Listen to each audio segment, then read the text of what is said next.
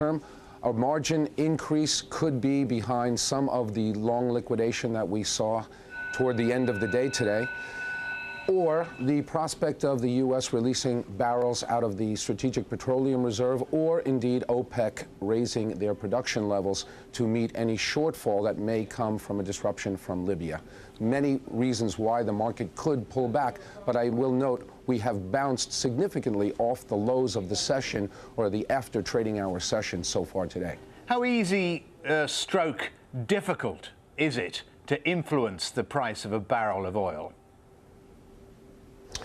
Well, of course, images on the television had a big hand in our run up to $94 and then a pullback to $85 following the riots in Egypt. And then, of course, the images that we saw over the weekend. So it is easy to create fear in the oil market when it is centered on the most important oil producing region in the world. Could, for example, the reason for the question is a rogue trader spread a rumor? Gaddafi's been shot. Suddenly the oil price comes down and somebody wins who is shorting oil, perhaps. Is that likely or is that fantasy? I think it's unlikely. Why? Because people would ask more questions as to the source. But anything is possible in this market, of course. I'm not going to say it's impossible. But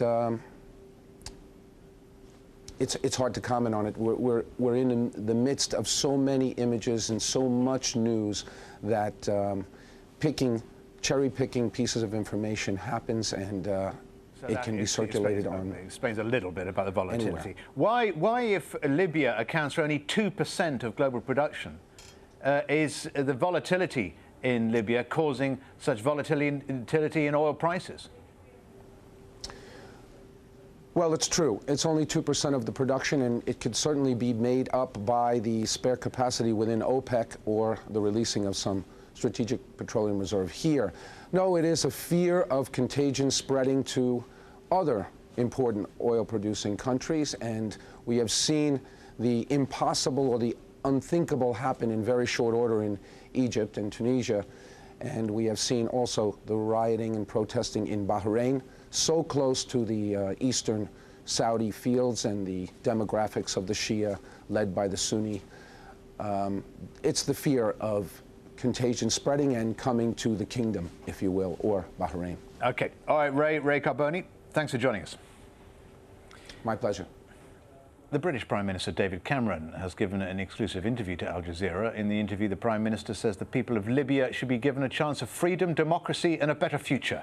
Mr. Cameron said the current violence there has to stop, and if it continued, there would be serious consequences.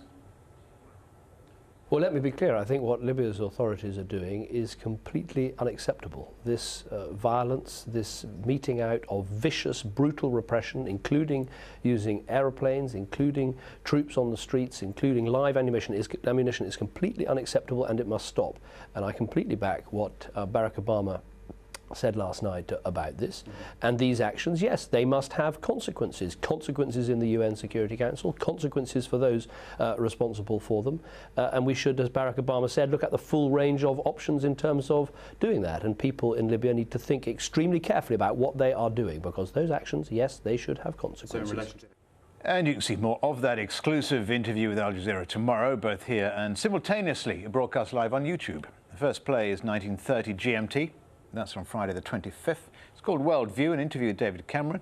As you just heard, some strong opinions there, and there's more in that interview, so tune in tomorrow. There is real worry in Europe over a possible influx of refugees as a result of the conflict in Libya.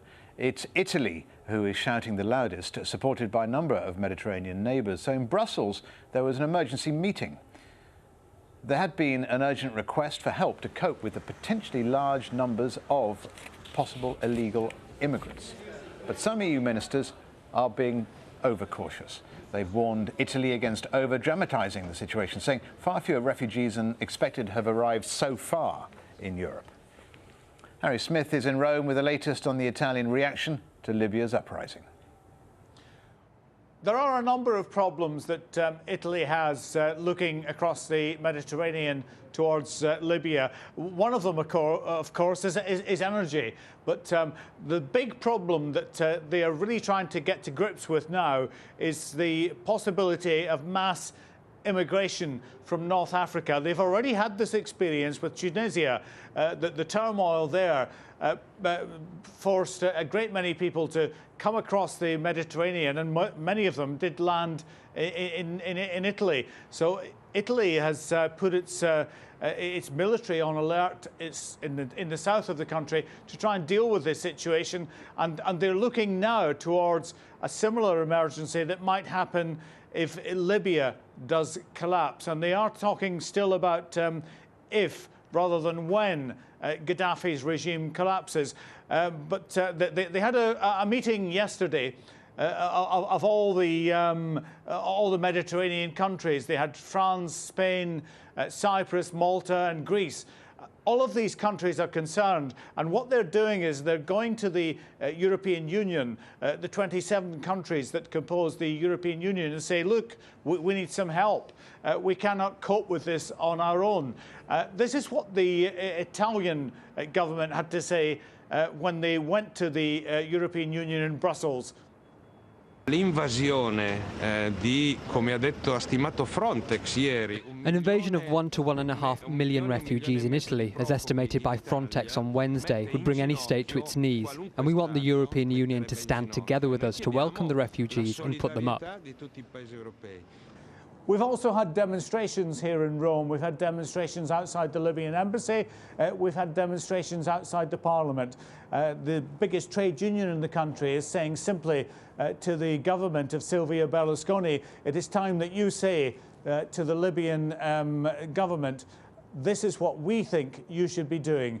They are not doing that at the moment, but pressure is growing on the Italian government. Pressure is growing throughout Europe to try and force Libya to make a decision one way or the other.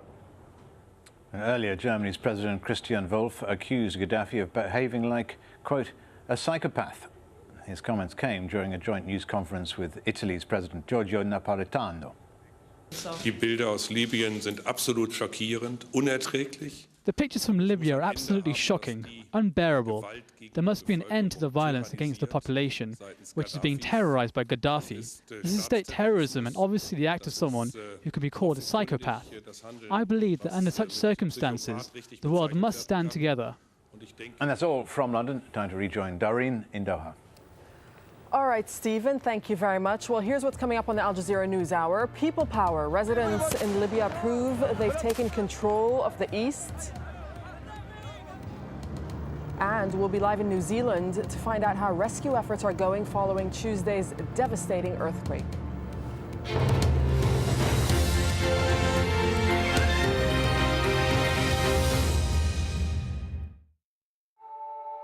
In 1984, a new energy company was born, here in Qatar. In 1996, it began production, bringing pride and recognition to the nation and destined to